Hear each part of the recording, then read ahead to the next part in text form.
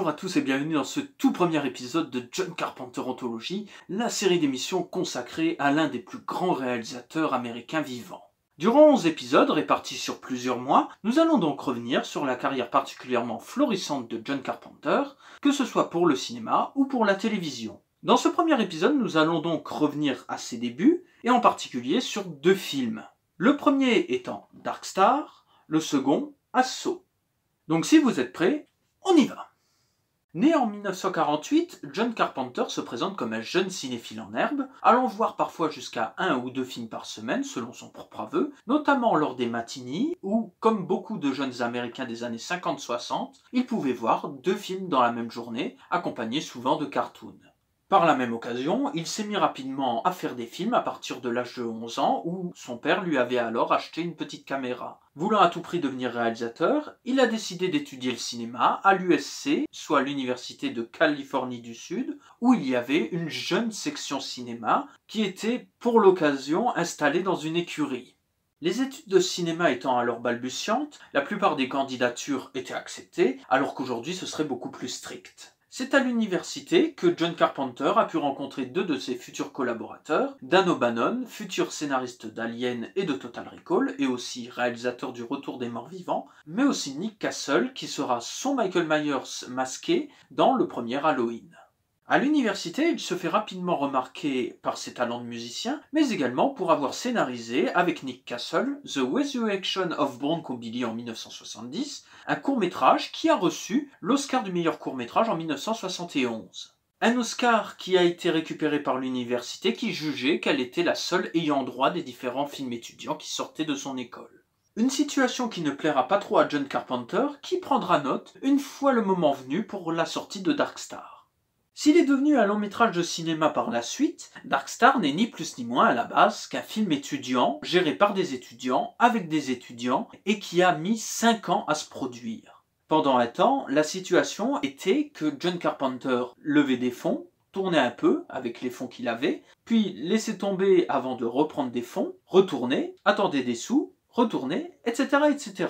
La situation s'est découpillée quand John Carpenter a voulu en faire un film à part entière et que son ami Bill Taylor, qui n'était autre que le consultant des effets optiques sur le film, a voulu gonfler le film en 35 mm.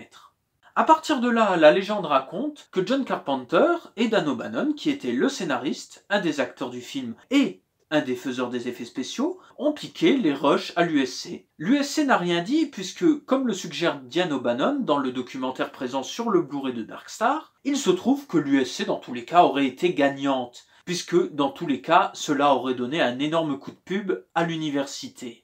À partir de là, John Carpenter a essayé de trouver des distributeurs, ce qu'il finira par trouver avec Jack Harris, qui n'est autre que le producteur du Blob, le film avec Steve McQueen, qui a été remaké par la suite par Chuck Russell dans les années 80.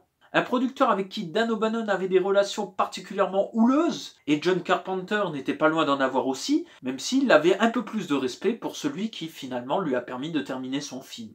Et de là, le film qui était fait au départ de briques et de broc, et qui a mis tant de temps à se tourner, a fini par se retrouver avec des rushs en plus, tourné au studio Raleigh, dans des conditions beaucoup plus clémentes.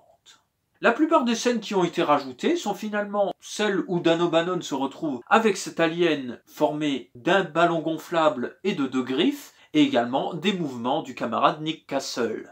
Des scènes qui permettent en quelque sorte à Dan O'Bannon de faire un film pré-alien, où il y avait déjà une créature extraterrestre qui traquait un homme dans les couloirs d'un vaisseau. Bill Taylor ayant réussi à gonfler en 35 mm les scènes en 16 mm, et après avoir coupé quelques jurons à droite et à gauche, le film est classé J, soit l'une des classifications les plus faibles de la MPAA, comprenez un film grand public. Le film est présenté à un festival à Los Angeles, avant de finir le 16 janvier 1975 dans quelques salles aux États-Unis. Si le film a eu un statut culte par la suite, la distribution du film fut particulièrement laborieuse, au point que, en France, on ne finira par le voir qu'en 1980, une fois que John Carpenter sera devenu célèbre. Comme il semblerait qu'une affaire de gros sous liée à Jack Harris et à ses collaborateurs aurait pendant un temps laissé Dark Star dans les cartons, si bien qu'il ne put être diffusé pendant un bon paquet d'années.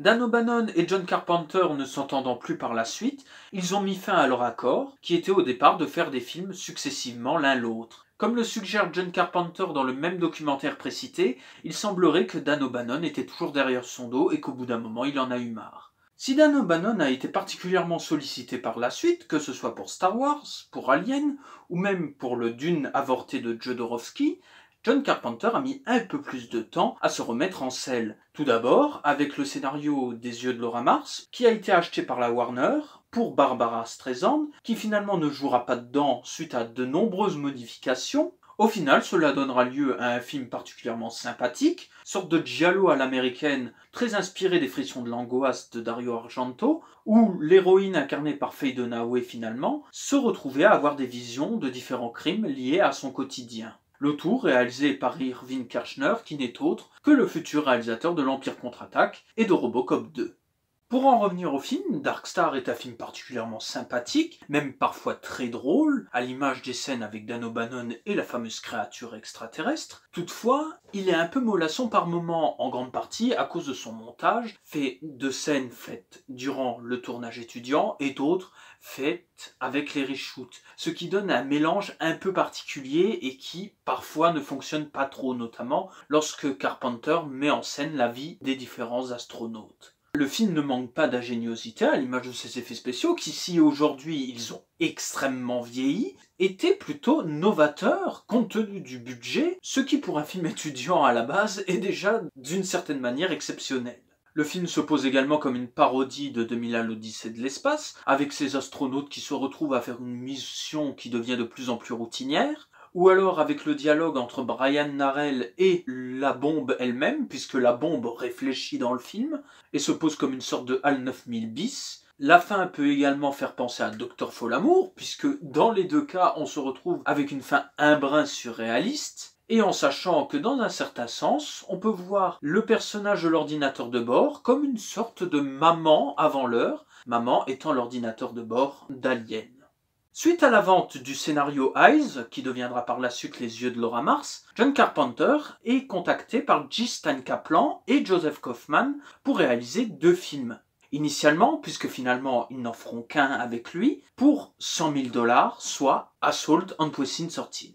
Ne pouvant louer des chevaux pour un prix décent au vu de son budget, John Carpenter a laissé le western de côté. Toutefois, Assaut lui a permis de rendre hommage à un film qu'il adore, soit Rio Bravo de Howard Hawks, sorti en 1959. Howard Hawks, qui est un des réalisateurs préférés de John Carpenter, et dont il rendra son plus vibrant hommage dans le remake de La chose d'un autre monde, qui n'est autre que The Thing, sorti en 1982. Dans Rio Bravo, John Wayne était confronté à une bande de bandits qui assiégeait une ville, en partie parce qu'il avait coffré un des leurs. Ici, nous sommes dans un même système, sauf que nous sommes globalement dans un décor unique, soit le commissariat, et la personne que les bandits recherchent n'est autre qu'une victime qui a agressé l'un d'entre eux suite à la mort de sa petite fille. Chose amusante, le commissariat est en fait composé de 3 lieux différents. Le premier concerne les extérieurs, soit ce dont voient la plupart des personnages dans le film à partir du commissariat. Ces plans ont été tournés à South Central, à Los Angeles. Dans la même ville, on retrouve le devant du commissariat, qui n'est autre que le commissariat de Venice. Et enfin, les intérieurs ont été tournés dans les studios Raleigh, où John Carpenter avait tourné les reshoots de Dark Star. Si Assaut a été un véritable tournage pour John Carpenter après l'aventure assez gargantuesque de Dark Star, Assaut n'en reste pas moins une expérience particulièrement douloureuse. Douloureuse parce qu'il n'a été tourné que durant 24 jours, parfois en non-stop, à l'image de cette journée où John Carpenter et son équipe ont tourné pendant 24 heures, mais aussi en accumulant les plans séquences à la fin parce qu'il manquait de l'argent et également du temps, tout simplement. Et aussi, la plupart des assaillants du film sont en fait des membres de l'équipe, à l'image de Tommy Lee Wallace, qui était alors directeur artistique sur le film. Outre Tommy Lee Wallace, que l'on a cité tout à l'heure, on retrouve pas mal d'autres collaborateurs de Big John sur le film. À l'image de Charles Cypher, qui deviendra par la suite le shérif dans Halloween, de Nancy Keys, qui deviendra sa fille dans le même Halloween, mais également l'une des protagonistes de Fog. Frank Doubleday deviendra un des assaillants de Snake Plissken dans New York 97. Et on a aussi Darwin Joston dans le rôle de Napoléon, qui jouera plus tard dans Fog également. À eux se rajoute Austin Stoker, vu notamment dans La bataille de la planète des singes, qui se révèle particulièrement excellent dans le rôle du shérif, mais aussi Laurie Zimmer, qui est une excellente femme d'action dans le film, mais aussi Tony Burton dans La peau d'un des prisonniers, que vous avez certainement vu dans la saga des Rocky, puisqu'il est l'entraîneur d'Apollo Creed, puis de Rocky Balboa. Si John Carpenter juge aujourd'hui le film particulièrement mollasson, dû certainement de son propre avis au fait qu'il était particulièrement jeune lorsqu'il a tourné le film et au manque de budget, Asso n'en reste pas moins un excellent film avec une certaine portée politique. Ce n'est pas tous les jours au cinéma que vous verrez un enfant se faire tuer. Asso est en fait un des cas que l'on peut parler d'exceptionnel depuis les années 70, puisque aux États-Unis et même en général dans le cinéma, on évite de tuer les enfants. Un des rares cas qui apparaît vraiment en tête, c'est le petit garçon qui se fait tuer dans le Blob de Chuck Russell. Une scène particulièrement choquante que la MPAA à l'époque avait essayé de couper dans le film. John Carpenter avait été assez malin pour la couper dans le montage afin qu'il ait la classification restricted. Toutefois, avec l'accord des distributeurs, il a finalement rajouté la scène pour la sortie salle. Une scène qui a été coupée dans le montage français, tout comme la scène du pacte de sang, et qui, finalement, est revenu pour les sorties vidéo du film, et même les projections par la suite. Le film peut également s'aider d'une bande originale plutôt efficace, signée par John Carpenter, et composée de 4 ou 5 morceaux qu'il a mixés en fonction des images qu'il y avait dans le film. Au passage, John Carpenter a depuis avoué s'être largement inspiré d'Immigrant Song, la chanson de Led Zeppelin, mais également de la bande originale de l'Inspecteur Harry, composée par Lalo Schifrin. Si le film n'est pas à proprement rattaché au cinéma fantastique, il n'en reste pas moins qu'il y a quelques élans qui vont dans ce genre, à l'image des différents assaillants du film, qui, en dehors du début du film et du climax, ne montrent quasiment jamais leur visage, au point d'être considérés comme des sortes de fantômes qui viennent et réapparaissent à volonté.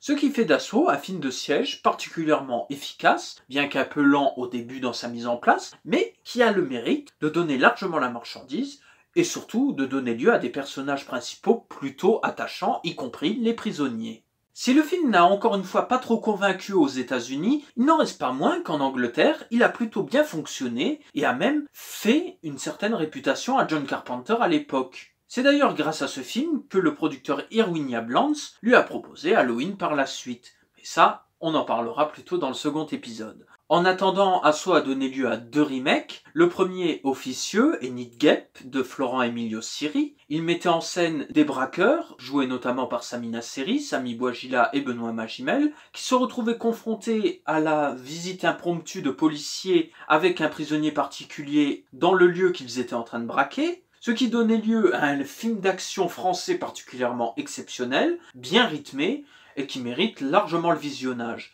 Tout le contraire du remake officiel, qui n'est autre que Assaut sur le Central 13, un film réalisé par un autre Français, Jean-François Richet, réalisateur par la suite du diptyque autour de Jacques Messrine avec Vincent Cassel. Un remake qui n'a pas beaucoup de charme, si ce n'est être un simple film d'action où la plupart des personnages se font dézinguer les uns après les autres, même les grandes stars. Finalement, on ne le retiendra quasiment jamais par rapport à Need Gap, qui se révèle en comparaison beaucoup plus efficace et en soi plus respectueux de l'original peut-être. Donc voilà pour ce premier épisode de John Carpenter Anthology, j'espère que cela vous plaira. N'hésitez pas à partager la vidéo, à la commenter sur Facebook, sur Twitter ou sur YouTube même. N'hésitez pas à vous abonner à la chaîne et sur ce, je vous dis à la prochaine.